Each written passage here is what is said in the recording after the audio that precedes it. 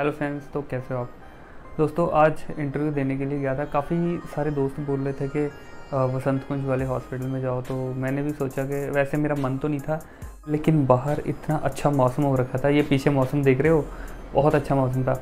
तो फिर मैंने सोचा यार चल कोई नहीं, मौसम तो अच्छा ही है, चल चलते हैं, साथ में थोड़ी आउटिंग हो जाएगी। बाहर गया, बारिश हो रही थी थोड़ी थोड़ी सी, और इतना मज़ा आ रहा था, मतलब इंटरव्यू देने का ना मज़ा आ गया। मैं वसंत कुंज वाले हॉस्पिटल में मैं गया था, तो वहाँ पे काफ़ी सारे क्वेश्चन उन्होंने मुझे पूछे। कुछ नए क्वेश्चन जो मुझे दिखे, तो वो आज मैं आपके साथ डिस्कस करने वाला हूँ। तो वीडियो को शुरू से एंड तक पूरी ज़रूर देखना, बिल्कुल भी स्किप नहीं करना है। तो ये वीडियो देखने के बाद आप चाहे कल ही वहाँ पे चले जाओ, मंडे को, ट्यूसडे को, जब भी आप जाना चाहते हो वहाँ पे इंटरव्यूज़ के लिए, मतलब आप कभी भी जा सकते हो। तो दोस्तों आज हम उसी के क्वेश्चंस के रिगार्डिंग बात करते हैं कि कौन कौन से क्वेश्चन मुझे आए थे। तो दोस्तों वीडियो अच्छी लगे तो वीडियो को लाइक ज़रूर करना, और अगर चैनल पे फर्स्ट टाइम विजिट कर रहे हो तो नीचे सब्सक्राइब वाला बटन है ना, उसको यार आज दबा के जाना, ठीक है। वो लाल कलर का बटन आज काला हो जाना चाहिए।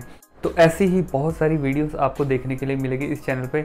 तो अभी बिना किसी देरी के हम सीधा क्वेश्चंस पे आते हैं। क्या क्या क्वेश्चन मुझे वहाँ पे पूछे थे उसकी बात करते हैं। तो उसमें जो सबसे पहला क्वेश्चन था वो था नॉर्मल CVP लेवल कितना होता है, सेंट्रल वेनस प्रेशर जो है वो हमारी बॉडी में कितना होता है। तो जो नॉर्मल प्रेशर होता है उसकी जो हर हॉस्पिटल की, या कह लो हर जगह पे अलग अलग वेरीज करता है, थोड़ा बहुत ऊपर नीचे होता है, लेकिन जो नॉर्मल रेंज आप 2 to 10 तक लिख सकते हो, या 2 to 8 mm ऑफ Hg लिख सकते हो। तो अगर आपको H2O में पूछते हैं तो उसमें 8 to 12 तक जो है नॉर्मल रेंज होती है, और अगर mmHg में आपको पूछे तो उसकी जो नॉर्मल रेंज होती है वो होती है 2 to 8। तो दोस्तों जो सेकंड वाला क्वेश्चन है बहुत ही फेवरेट क्वेश्चन है, हर हॉस्पिटल का आता ही आता है, तो इसलिए ये क्वेश्चन भी आपने ज़रूर पढ़ के जाना है कि जब भी हाइपरकैलेमिया पेशेंट को होता है तो ECG में क्या चेंजेस आएगा। तो दोस्तों जब भी पेशेंट को हाइपरकैलेमिया होगा तो ECG में जो T वेव होती है, T वेव टॉल हो जाती है, मतलब T वेव जो है पीक, उसकी पीक पे चली जाती है। तो वहाँ से हमें एक आइडिया मिल जाता है कि पेशेंट को हाइपरकैलेमिया है। अगर पेशेंट को हाइपोकैलेमिया है तो उसमें जो T वेव है या तो मतलब स्ट्रेट हो जाएगी, नहीं तो फिर नीचे को हो जाएगी। तो वहाँ से भी हमें पता चलता है। जब वैसे आप ECG देखोगे हाइपोकैलेमिया में, तो वहाँ पे ECG में और भी काफ़ी सारे चेंजेस आते हैं, जैसे इक्टोपिक्स टाइप के पेशेंट को आने लग जाएंगे। वहाँ से भी हमें एक आइडिया मिल जाता है कि जो पेशेंट का मतलब पोटेशियम है वो कम हो रहा है। नेक्स्ट हमारा क्वेश्चन है वो है एंडोट्रेकियल सक्शनिंग जब आप करते हो उसका मिनिमम टाइम, मतलब मैक्सिमम टाइम कितना होता है, कितने टाइम तक आप कर सकते हो।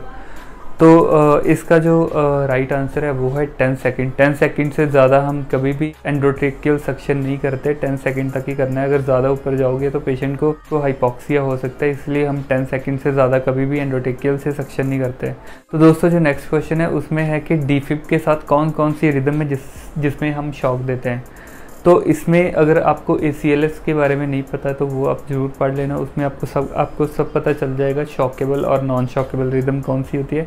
ऐसे यहाँ पे जो ऑप्शन दी थी उसमें बाकी सब उन्होंने रिदम दी थी जिसमें हम शॉक नहीं देते। तो इसमें आप शॉक मोस्टली हम देते हैं, एक तो वेंटिकुलर टैकीकार्डिया जब पेशेंट को होता है तब देते हैं, पल्सलेस वेंटिकुलर टैकीकार्डिया हो तब देते हैं, या फिर वेंटिकुलर फिब्रिलेशन हो उसमें हम पेशेंट को शॉक देते हैं, या फिर नॉर्मल हम कार्डियो वर्जन भी करते हैं पेशेंट का जिनको रेगुलर AF या BTS से चल रहा होता है।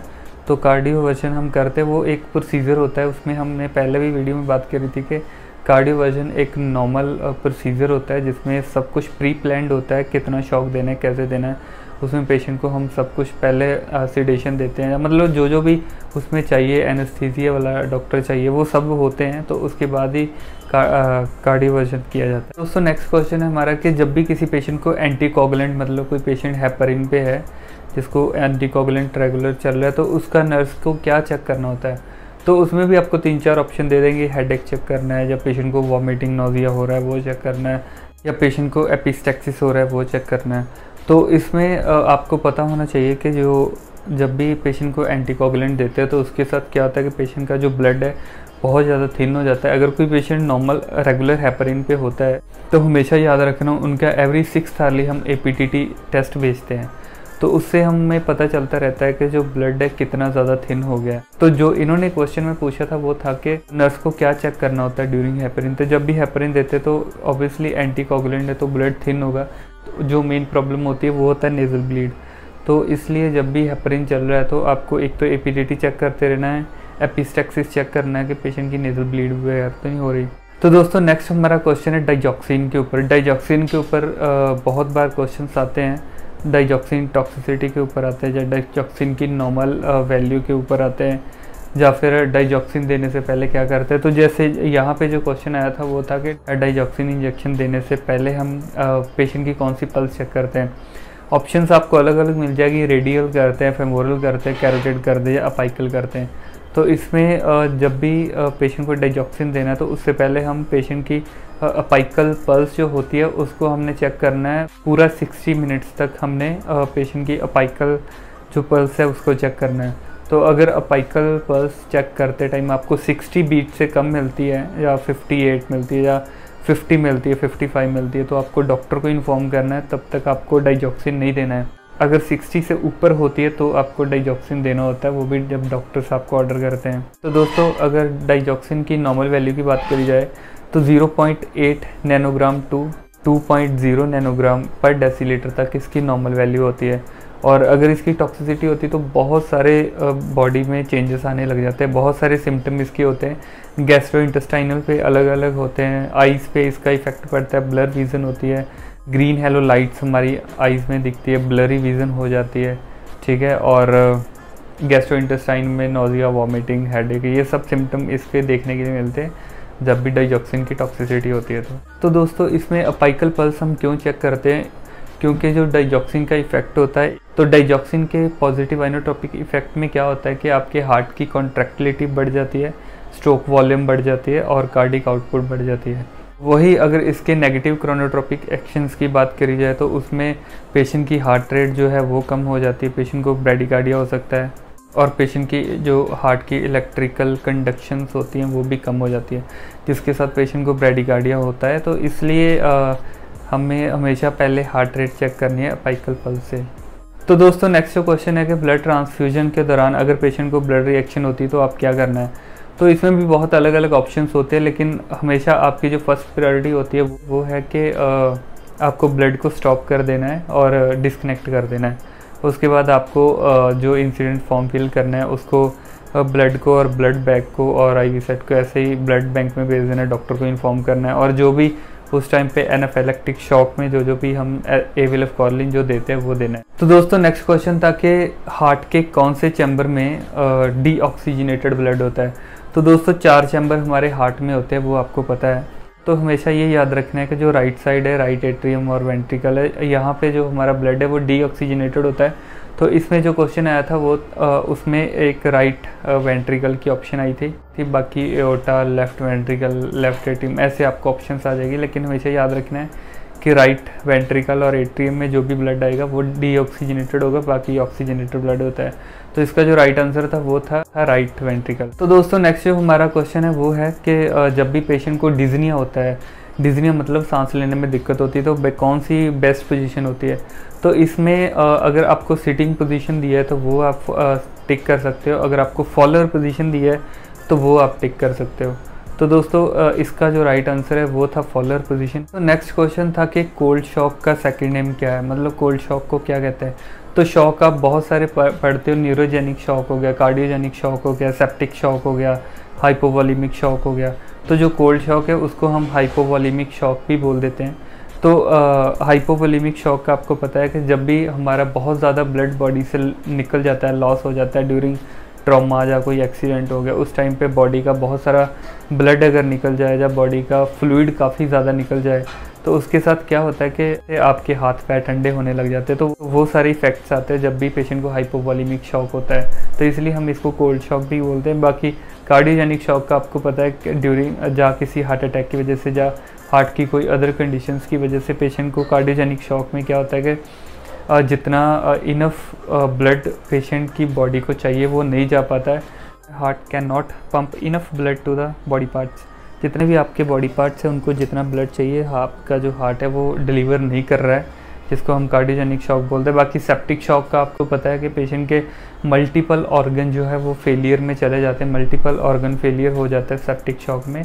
तो इसके साथ फिर क्या होगा, पेशेंट का BP ड्रॉप हो जाएगा, पेशेंट की बॉडी पूरी चिल्ड हो जाएगी, पेशेंट का जो BP है वो ड्रॉप हो जाएगा। BP ड्रॉप होगा तो पेशेंट का ऑब्वियसली यूरिन आउटपुट कम हो जाएगा। तो ये सब सिम्टम होते हैं जब पेशेंट को सेप्टिक शॉक होता है। तो दोस्तों नेक्स्ट क्वेश्चन हमारा था कि CVL इंसर्शन की कौन कौन सी साइट होती है।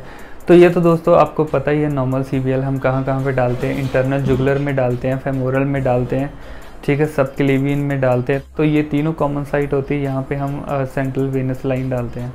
तो दोस्तों नेक्स्ट क्वेश्चन है कि हॉस्पिटल एक्वायर्ड जो इन्फेक्शन होती है उसको कंट्रोल हम कैसे कर सकते हैं। तो उसको कंट्रोल करने के लिए आपको जो सबसे बेस्ट होता है वो होता है frequent hand washing with soap and water और हैंड रब। आपको फ्रीक्वेंटली हैंड वॉशिंग करते रहना है। 5 मोमेंट्स का प्रोटोकॉल हमने याद रखना है कि कब कब हमने हैंड वॉशिंग करना है। अगर उसके हिसाब से हम हैंड वॉशिंग करते हैं हैंड रब के साथ या hand washing soap and water के साथ, तो चांसेस बहुत कम होते हैं हॉस्पिटल एक्वायर्ड इन्फेक्शन के। तो दोस्तों एक क्वेश्चन और आपको आ सकता है कि वो कौन सी इन्फेक्शन है जो 48 आवर्स, जब पेशेंट ICU में या हॉस्पिटल में आने के बाद अगर 48 आवर्स में इन्फेक्शन होती है तो उसको आप कौन सी इन्फेक्शन बोलते हो। तो उसको हम बोलते हैं हॉस्पिटल एक्वायर्ड इन्फेक्शन, जिसको हम HAI भी बोलते हैं, हॉस्पिटल एक्वायर्ड इन्फेक्शन। इसका मतलब है कि जो पेशेंट है उसको पहले इन्फेक्शन नहीं थी, लेकिन हॉस्पिटल में आने के बाद उसको इन्फेक्शन हो गई, उसको हम बोलते हैं हॉस्पिटल एक्वायर्ड इन्फेक्शन।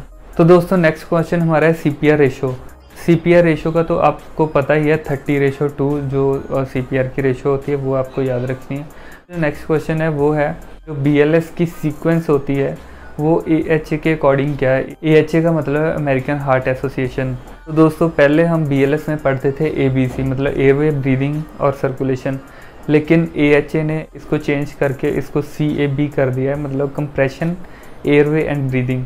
तो जो इसमें क्वेश्चन आया था वो था कि AHA के अकॉर्डिंग BLS की सीक्वेंस क्या है, ABC या CAB या BAC या ऐसे आपको दिया होगा। तो इसमें हमेशा आपको याद रखना है सबसे पहले कंप्रेशन, उसके बाद एयरवे, उसके बाद ब्रीदिंग। कंप्रेशन इसमें क्यों हम पहले करते हैं, क्योंकि आपको पता है कि हमारी बॉडी में अगर हमारा जो ब्रेन है उसमें 2 मिनट तक अगर ब्लड की सर्कुलेशन नहीं होती है तो फिर जो हमारा ब्रेन है वो डेड हो जाएगा। फिर पेशेंट को बचाने का भी, अगर पेशेंट को हम बचा भी लेते तो भी कोई फ़ायदा नहीं, पेशेंट वेंटिलेटर पे ही रहेगा, लेकिन ब्रेन तो पेशेंट ऑलरेडी डेड हो गया। तो इसलिए BLS में सबसे पहले कंप्रेशन जो है वो सबसे पहली चीज़ है, क्योंकि हम कंप्रेशन देंगे तो ही हार्ट के साथ जो है हार्ट पंप करेगा, तो बॉडी में हर जगह पे ब्लड जाएगा। उसके बाद ही पेशेंट का एयरवे और ब्रीदिंग सिक्योर करना है। दोस्तों नेक्स्ट क्वेश्चन है कि वेंटिलेटर पे जब कोई पेशेंट होता है उसको जब हम वीनिंग ट्रायल देते हैं तो हम किस मोड पे डालते हैं। तो इसमें मोड आपको पता ही है कि वीनिंग ट्रायल में हम CPAP मोड में पेशेंट को डालते हैं। उसमें फिर पेशेंट खुद की ब्रीथ लेता है, तो उससे हम देखते हैं कि अगर मॉनिटर पे चेक करते हैं उसकी सैचुरेशन वगैरह ठीक है, उसको टेकिपनिया तो नहीं हो रहा है। तो ये सब चीज़ें अगर नहीं होती तो हम पेशेंट को वीनिंग करते हैं।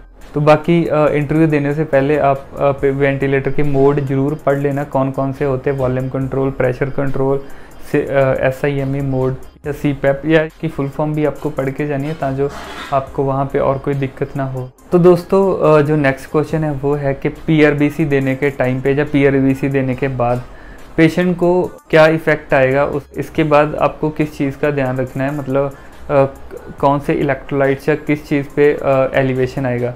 तो इसमें ऑप्शन में दिया था मुझे पोटेशियम दिया था, ठीक है, और मैग्नीशियम दिया था और कैल्शियम दिया था कि इसमें से क्या एलिवेट होगा। तो दोस्तों जब भी आप किसी पेशेंट को PRBC देते हो तो हमेशा याद रखना है कि पेशेंट का पोटेशियम जो है वो इंक्रीज़ होगा। तो जो कैल्शियम मैग्नीशियम है वो इंक्रीज़ नहीं होते, वो डिक्रीज़ होते हैं जब भी आप पेशेंट को PRBC देते हो। तो कई बार आपने देखा होगा कि आप PRBC देते हो तो उसके बाद आपको डॉक्टर बोलते हैं कि अगर आप जब ब्लड देते हो, जब थोड़ा सा रह गया या फिर ख़त्म होने के बाद आपको बोलते हैं कि एक इंजेक्शन कैल्शियम ग्लूकोनेट दे देना। तो वो देने का मेन रीज़न क्या होता है? तो उसको देने का मेन रीज़न होता है कि जो ब्लड होता है उसमें होता है सोडियम सिट्रेट। तो ब्लड को जब हम स्टोर करके रखते हैं तो उसमें सोडियम सिट्रेट होता है। तो जब भी हम ब्लड देते हैं तो वो क्या होता है, उसके साथ वो कैल्शियम को बाइंड कर देता है, जिसके साथ कैल्शियम का लेवल जो है कम चला जाता है। तो इसलिए हम पेशेंट को कैल्शियम ग्लूकोनेट देते हैं ताकि पेशेंट की बॉडी में और कोई ECG चेंजेस या फर्दर कोई कॉम्प्लिकेशन ना आए। तो उस चीज़ को प्रिवेंट करने के लिए हम पेशेंट को कैल्शियम ग्लूकोनेट देते हैं। बाकी पोटेशियम इसमें बढ़ता है, ये चीज़ भी आपको याद रखनी, जो कि क्वेश्चन में इसका राइट आंसर है। नेक्स्ट क्वेश्चन आया था कि अगर आप किसी पेशेंट को इंसुलिन इन्फ्यूज़न दे रहे हो, इंसुलिन या इंजेक्शन या इन्फ्यूज़न दे रहे हो, तो इसकी कॉम्प्लिकेशन क्या है। दोस्तों ये तो हम सबको पता है कि इंसुलिन हम क्यों देते हैं, शुगर को कम करने के लिए। तो इसकी जो कॉम्प्लिकेशन है वो होती है हाइपोग्लाइसीमिया। ऑब्वियसली पेशेंट को इंसुलिन देंगे तो हाइपोग्लाइसीमिया तो होगा ही। साथ में अगर एक और चीज़ है, अगर आप किसी पेशेंट को इंसुलिन इंजेक्शन रेगुलर दे रहे हो, HIR दे रहे हो, कई बार क्या होता है कि मॉर्निंग स्टाफ ने यहाँ पे दे दिया, इवनिंग स्टाफ को भी नहीं पता है किस साइड पे दिया है, वो भी यहाँ पे दे दिया। मतलब मल्टीपल एक ही बार हम देते रहते या फिर पेशेंट घर पे जाके भी ज़्यादा एक ही जगह पे बार बार इंजेक्शन इंसुलिन का लेते रहेगा, पेन फिल वाले इंजेक्शन लेते रहेंगे, तो उसके साथ क्या होता है कि वो जो सबक्यूटेनियस जो टिश्यू होते हैं उसकी वो डैमेज हो जाते हैं, जिसको हम बोलते हैं इंसुलिन लिपोडिस्ट्रॉफी। ये भी मेन कॉम्प्लिकेशन है इंसुलिन इंजेक्शन देने के बाद जो होती है स्किन पे। तो इसको प्रिवेंट करने के लिए क्या है, अगर कोई पेशेंट हॉस्पिटल में है तो जब भी आपने इंजेक्शन दिया तो आप उसको मार्क कर दो, उसका टाइम और डेट मार्क कर दो, ताकि जो नेक्स्ट वाला स्टाफ जो आएगा उसको पता हो कि आपको जहाँ पे आपने इंजेक्शन दिया वो साइड चेंज करके, मतलब इस साइड पे या इस साइड पे या जैसे भी ये साइड चेंज करके लगाए, एक ही जगह पे इंसुलिन ना लगे। तो दोस्तों नेक्स्ट हमारा क्वेश्चन है IV थेरेपी की कॉम्प्लिकेशन क्या होती है। तो IV थेरेपी का जो मेन कॉम्प्लिकेशन है वो क्या होता है, जब भी आप IV कैनुला लगाते हो तो उसके बाद क्या क्या कॉम्प्लिकेशंस आ सकती है। फिल्बाइटिस हो सकता है पेशेंट को, ठीक है, एयर एम्बोलिज्म हो सकता है, इन्फेक्शन हो सकती है, थ्रोम्बोफिल्बाइटिस हो सकता है और एक्स्ट्रावेसेशन हो सकता है। एक्स्ट्रावेसेशन का मतलब है कि जब जो कैनुला होता है वो अगर लीक होने लग जाए, बाई चांस वेन से आउट हो जाता है, तो इंजेक्शन जो है वो वेन के बाहर चला जाता है लीक होने की वजह से, तो उसको हम एक्स्ट्रावेसेशन बोलते हैं। तो ये सब कॉम्प्लिकेशन जो है IV थेरेपी के बाद आती है। नेक्स्ट क्वेश्चन मुझे आया था कि normal tidal volume of the lung. तो जो नॉर्मल टाइडल वॉल्यूम होती है लंग की वो होती है 500 ml। नेक्स्ट क्वेश्चन था कि प्लेटलेट जो है किस कंडीशन में कम होते हैं। तो वो आप सबको पता है कि जब भी डेंगू फीवर किसी पेशेंट को होता है तो उसके सबसे ज़्यादा प्लेटलेट और डाउन होते हैं। तो जब भी किसी पेशेंट को डेंगू फीवर है तो आपको प्लेटलेट जो है डेली चेक करवाने होते हैं। तो दोस्तों एंड पे जो क्वेश्चन आए थे उसमें आपको नॉर्मल वैल्यूज़ पूछा था, जो कि मैं हर बार आपको बोलता हूँ कि पढ़ के ही जानिए, क्योंकि मोस्टली हॉस्पिटल वाले जो नॉर्मल वैल्यूज़ के ऊपर क्वेश्चन पूछते हैं। मुझे नॉर्मल वैल्यू के ऊपर क्वेश्चन आए थे, वो था एक ABG के ऊपर। ABG में इन्होंने pH के ऊपर पूछा था, ठीक है, pH के ऊपर, PCO2 के ऊपर, HCO3 बाइकार्ब के ऊपर, सोडियम पोटेशियम की नॉर्मल वैल्यू थी, ठीक है, और HP प्लेटलेट की नॉर्मल वैल्यू थी, और क्रिएट और बन की नॉर्मल वैल्यू थी। तो ये जो नॉर्मल वैल्यू है ये आपको पढ़ के जानी। तो दोस्तों अप्रॉक्सीमेटली मैंने आपके साथ 25 to 26 क्वेश्चन जो है वो शेयर करे हैं। तो ये क्वेश्चन पढ़ के जाओ तो ऑब्वियसली आपके इंटरव्यू ज़रूर क्लियर हो जाएगी, आपका टेस्ट ज़रूर क्लियर हो जाएगा और आपकी इंटरव्यू भी ज़रूर क्लियर हो जाएगी। बाकी इंटरव्यू के टाइम पे आप जिस भी डिपार्टमेंट में जाओगे, जैसे अगर आपने ICU में जाना है तो ICU के क्वेश्चन है, यहाँ पे भी जाना है तो आपकी क्या होती है, एक डिपार्टमेंटल टेस्ट होता है, डिपार्टमेंटल इंटरव्यू होती है। जैसे मेरी हुई थी कि मुझे मेडिकल ICU, मैंने उनको बोला कि मुझे मेडिकल ICU का एक्सपीरियंस है, वो मुझे मेडिकल ICU में लेके गए। वहाँ पे जो डॉक्टर थे उन्होंने मुझसे क्वेश्चन पूछे, तो क्वेश्चन ज़्यादा क्या थे कि मतलब वही वेंटिलेटर के बारे में आप क्या जानते हो, फिर सेंट्रल लाइन कैसे डलवाते हैं, इंटूबेशन कैसे करवाते हैं वो उसके बारे में क्या जानते हो, ब्रोंकोस्कोपी एंडोस्कोपी अगर करवाते हो तो उसके बारे में क्या जानते हो, ट्रैकियोटॉमी करवाते हो तो उसके बारे में क्या जानते हो। तो वो सब मैंने बता दिया, क्योंकि वो सब तो हमें टिप्स पे होता है कि क्या क्या करते हैं। और बाकी CVP कैसे हम मेजर करते हैं, बाकी कैनुला वगैरह लगाना आता है, फॉलिस डालना आता है, फॉलिस में आप क्या क्या यूज़ करते हो। ये मेन क्वेश्चन थे जो उन्होंने मुझे पूछे थे। उसके बाद वहाँ के जो सुपरवाइज़र था उसने मेरे से कुछ क्वेश्चन पूछे, तो उन्होंने लेकिन ज़्यादा नहीं पूछा। जो डॉक्टर ने क्वेश्चन पूछे वो थोड़े ज़्यादा थे, लेकिन जो सुपरवाइज़र था उन्होंने ज़्यादा कुछ नहीं पूछा, वही वाइटल्स वगैरह का पूछने, फिर CVP का पूछना कि CVP कैसे चेक करते हैं, कैसे कनेक्ट करते हैं, वो आपको पता है, मैं क्या पता है। फिर ECG की प्लेसमेंट के बारे में पूछा, फिर PTCA अगर किसी पेशेंट को स्टंट डालते हैं उसमें क्या करते हैं, शीथ आउट कैसे करते हैं, वो सब। तो ये कुछ क्वेश्चन थे जो मुझे इंटरव्यू में पूछे थे। इंटरव्यू बहुत ही ज़्यादा ईजी होती है, उसमें कुछ ज़्यादा नहीं होता है, जितना आपको पता है आप बताते जाओ। अगर आपका एक्सपीरियंस है तो ऑब्वियसली आप बता दोगे, अगर आप फ्रेशर हो तो फिर आप जितना भी आपको पता है उनको बता दो। बाकी अगर डॉक्टर के साथ होती है तो उनको जितना आपको आता है बता दो, गलत नहीं बोलना है, जितना आता है। बाकी अगर नहीं पता है तो सीधा बोल दोगे सर ये चीज़ मैंने नहीं करी है, लेकिन मैं सीख लूँगा, मुझे हर चीज़ सीखनी है, इसलिए मैं यहाँ पे आपके हॉस्पिटल में आया हूँ। तो मतलब थोड़ा सा अपना कॉन्फिडेंस बढ़ा के रखो, कोई दिक्कत वाली बात नहीं है। आपकी ऑब्वियसली जो इंटरव्यू है वो ज़रूर क्लियर होगी। बाकी अगर आपका टेस्ट क्लियर होता है तो इंटरव्यू तो कोई दिक्कत ही नहीं है। तो दोस्तों आज के क्वेश्चन बस यही थे। तो इंटरव्यू के क्वेश्चन भी मैंने आपको बता दिए, थोड़ा सा इनके बारे में आप देख लेना क्या क्या होते हैं। तो वीडियो बहुत ज़्यादा लंबी हो रही है तो इसलिए अभी मैं बहुत ज़्यादा एक्सप्लेन नहीं करूँगा इंटरव्यू के बारे में, लेकिन जो मैंने बताया वो आप चाहे गूगल से पढ़ लेना, वैसे मैंने पुरानी वीडियोज़ में ऑलरेडी इसके बारे में एक्सप्लेन कराया, वो वीडियोज़ भी चेकआउट कर सकते हो। तो दोस्तों वीडियो अच्छी लगे तो वीडियो को लाइक ज़रूर करना। देखो बारिश में मैं आपके लिए मतलब इतनी दूर गया था हॉस्पिटल में इंटरव्यू देने के लिए, तो यार इसके लिए लाइक तो एक बनता ही है। और अगर चैनल पे फर्स्ट टाइम विजिट कर रहे हो और सब्सक्राइबर बिना करे कहीं नहीं जाना है, सब्सक्राइब जरूर कर देना चैनल को। तो आगे भी मैं ऐसी वाली वीडियोस आपके लिए लेके आता रहूँगा, अलग अलग हॉस्पिटल की अलग अलग इंटरव्यू के बारे में। तो दोस्तों मेरा बस एक ही मोटिव है कि जितने भी नर्सिंग स्टाफ है, चाहे वो फ्रेशर है चाहे वो एक्सपीरियंस वाला है, अगर कोई फ्रेशर है तो उसको जल्दी से जल्दी जॉब मिले, यही मेरा मोटिव है। और अगर कोई एक्सपीरियंस वाला है उसको अपनी सैलरी से और ज़्यादा सैलरी मिले, ये भी मेरा मोटिव है। चैनल को सब्सक्राइब जरूर कर देना, मैं आपके लिए इतनी मेहनत करता हूँ। तो दोस्तों मिलते हैं नेक्स्ट वीडियो में, तब तक के लिए बाय बाय।